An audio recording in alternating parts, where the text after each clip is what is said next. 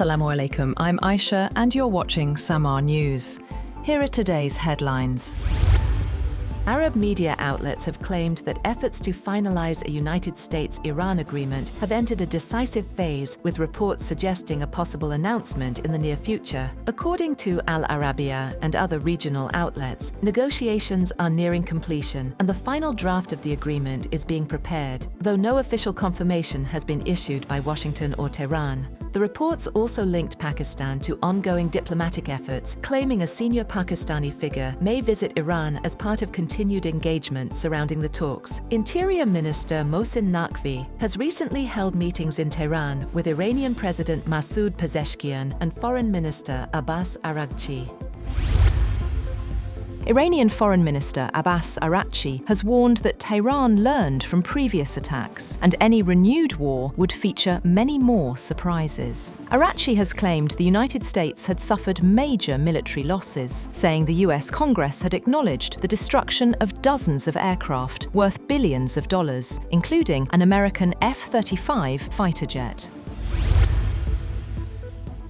President Donald Trump says the United States may strike Iran even harder if negotiations fail, but added that Washington will wait to see whether Tehran agrees to a deal. Speaking at the US Coast Guard Academy, Trump claimed Iran's Navy and Air Force are largely destroyed and said the only question now is whether Iran signs an agreement or faces further attacks.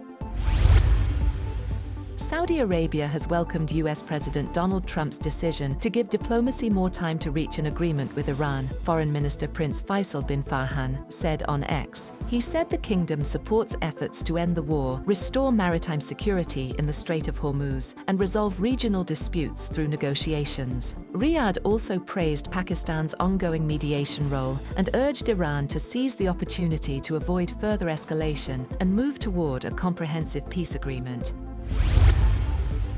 Iranian Parliament Speaker Mohammad Bagher Kalibaf says enemy actions suggest preparations for a new round of war. In an audio message, Kalibaf also claimed that Iran's military used the ceasefire period to rebuild and strengthen its capabilities.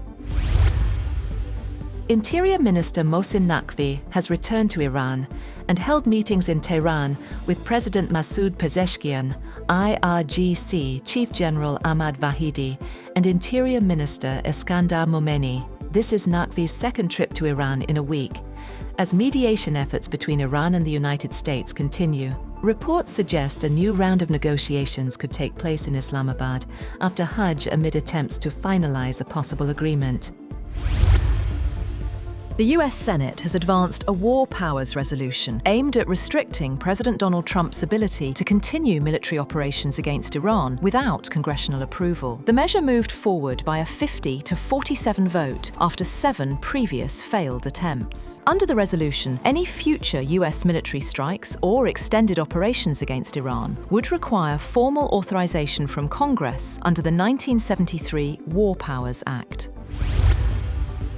3 supertankers carrying nearly 6 million barrels of crude oil are moving through the Strait of Hormuz toward Asian markets, according to shipping data. The vessels had reportedly remained in the Gulf for more than 2 months before beginning transit through a designated route. The movement comes amid continued regional tensions and heightened focus on the security of global energy shipments.